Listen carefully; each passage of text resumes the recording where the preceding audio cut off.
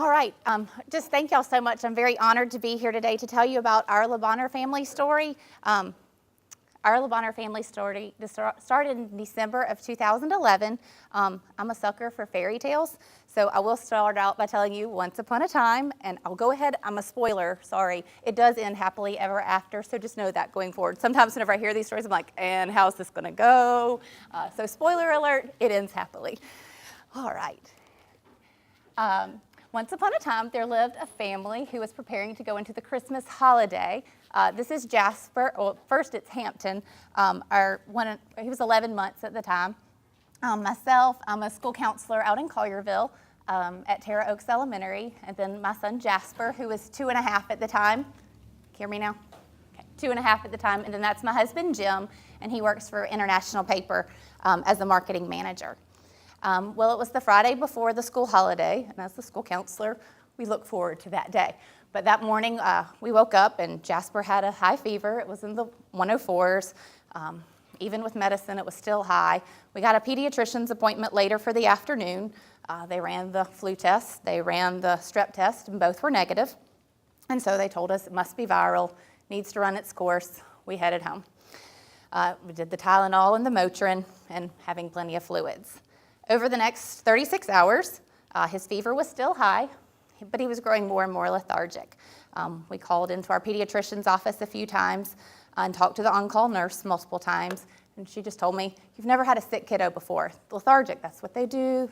Do you really feel good whenever you're sick? Just keep him hydrated. So we were shoveling syringes of Pedialyte into him, much to his dismay. He was not liking that. Going into the next day, we're into Saturday. The fever remained high, and I just remember laying on the floor of our den underneath the Christmas tree with him on a pallet all night and having the alarm set, and we'd wake up and do Tylenol and Motrin, or Tylenol, and then wake up a few hours later to do the Motrin, and that went on, and I was like, this is just not working. Closer to Sunday morning, just his eyes looked more distant and kind of blank, so we called the nurse again. She was like, no, wait another day, and we were like, no, I think we're headed to the ER. So Jim stayed at home with Hampton, and I started out to the car, and as I put him into the car seat, his neck was kind of back, and I was like, I think this is meningitis, and then I started really panicking. We set off to the emergency room at Methodist Germantown, and now I am not from here, please forgive me, but I didn't know you just went ahead and drove straight downtown to LeBonner. I know that now, and I have told my friends. We had a fabulous experience at Methodist, but even whenever I got there, they were like, are you sure you didn't mean to just go ahead and go downtown? I'm like, I didn't know, I just wanted a hospital. Anyway, we got to the emergency room and quickly saw a doctor. They quickly confirmed meningitis with the lumbar puncture. Jasper hadn't been very active, but whenever it was time for that lumbar puncture, he let us know he was still there and kicking. They quickly began the antibiotics, and then they called for the LeBonner Pediflight ambulance team to come and pick us up. They intubated him to protect his airway, and then we were getting on the road. But before we got on the road, there was this nurse who said, can I give you a hug? I said, sure. And let me tell you, it was one of the best hugs of my life. I said, whoa, you're a good hugger. She goes, well, my grandmother taught me you're supposed to hug everybody heart to heart. And that had really stuck with me. I like that. So we jumped in the ambulance, got on the way, and in 13 minutes, we were downtown, and I was quite impressed. Very quickly moving. And Jasper, he's always called, whenever we come downtown for different events, he calls it the Heart. And so we were arriving at the Heart, and he was sedated, intubated, and on very heavy antibiotics. They let us skip ER, because we'd already kind of done an ER, and they took us straight up to the PICU. And the nurses, right off the bat, were very welcoming. They were explaining everything to us, and telling us they were going to set up the PIC line and explaining why we needed to do that. Jasper wasn't very responsive at this point, and he was just out, and so I was a hovering mother, of course, and quickly I realized as a counselor, the nurse was also taking care of me, and that was appreciated very much so. And I remember one of the first nights, one of the nurses, she was like, I bet you have 2 kids. You haven't seen a movie in a long time, have you? I was like, well, not really. She's like, well, they have movie channels. Let's get you set up. So she got me set up, and I was watching a movie, and everything was good. And the next morning, I remember going out to her and saying, thank you. She goes, I knew you were going to be okay the first time I finally saw you laugh. And I was like, you were right. So nurses, thank y'all. The specialist consultation, it was ongoing. I know we told our story, it felt like a million times, those first few hours there to everybody from infectious disease and all the different groups. The first 3 days in our PICU, we were sedated, intubated on heavy antibiotics. He had to have a sinus surgery because the infection was so impacted there, and they wanted to get that cleaned out so that the antibiotics could fight other areas, and just monitoring his vitals constantly. The doctors were always collaborating, and we didn't know that involving parents in rounds was a kind of a newer thing, but every day with the rounds, we met them out there, they met us out there, everybody shared their parts of it, and that was an amazing part for us, and we really enjoyed being in on all of that, so thank you. The associates were concerned, invested. They amazed me constantly. The one where it says made a t-shirt, Sarah Warhurst up on nursing floor, up on PICU, she made him that t-shirt that he had on. It had a little snowman that she'd made for him, and she'd cut it up the back so he'd be dressed for Christmas too, like everybody else.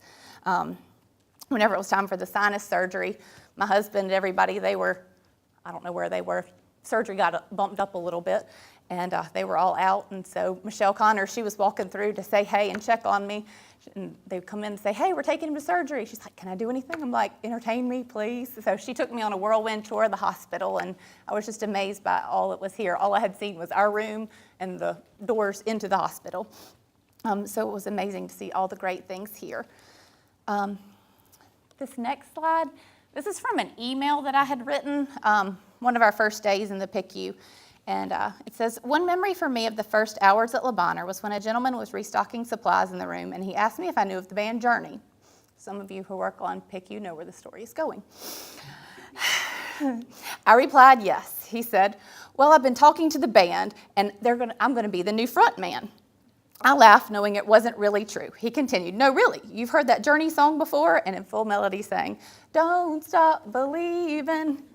And a smile and watery eyes overcame my face. And I knew I was in a good place here at Le Bonheur. PICU days 4 through 9, they were lifting the sedation, and Jasper was having difficulty waking up. But we were starting to see toes wiggle or fingers wiggle. And Dr. Morgan from neurology, she was just saying these small signs mean big things. We're still getting there. Only time will tell. Well, at that time, only time will tell was not an answer that a mama wanted. Mama wanted to know, but I learned later that only time will tell. After he was extubated, he had a seizure. Fortunately, that's his only seizure that he's had. But that did happen, so we did the seizure medicine for about 6 months. He was reintubated, went downstairs for more scans, and then he was extubated again. But the PICU was our home for the holidays. Jasper cracked his eyelids for the first time on Christmas Eve, so that was pretty special. Child life, wow, you guys, y'all brought the magic of Christmas. Jim and I were asleep on the couches, and every time we'd wake up or something would happen, a new present had arrived. We were like, where'd that come from? It was pretty amazing. That pony, Jasper still sleeps with it every night. And then the PICU nurses, they do the full Christmas lunch for all the families, and that was really special. But we're just very thankful for all the wonderful members of the team at Le Bonheur who helped Jasper to get better. Stepping down from critical care, days 10 through 34, as Jasper's body was recovering, he was still very weak. He had the NG tube for feedings, and we were receiving lots of therapy from his awesome therapists. We had a lot of questions, but the three main ones were, what about neurologic function? What's going on? We knew he had many damaged areas on the scans. His vision, knew that his pupils were different, and was wondering what was going on there. And then wondering if he could hear, because he hadn't really responded to us. And so measuring brainstem response, because he wasn't really communicating, we were able to find out that yes, his visual pathways were good. Parts were damaged, but we were going to get there.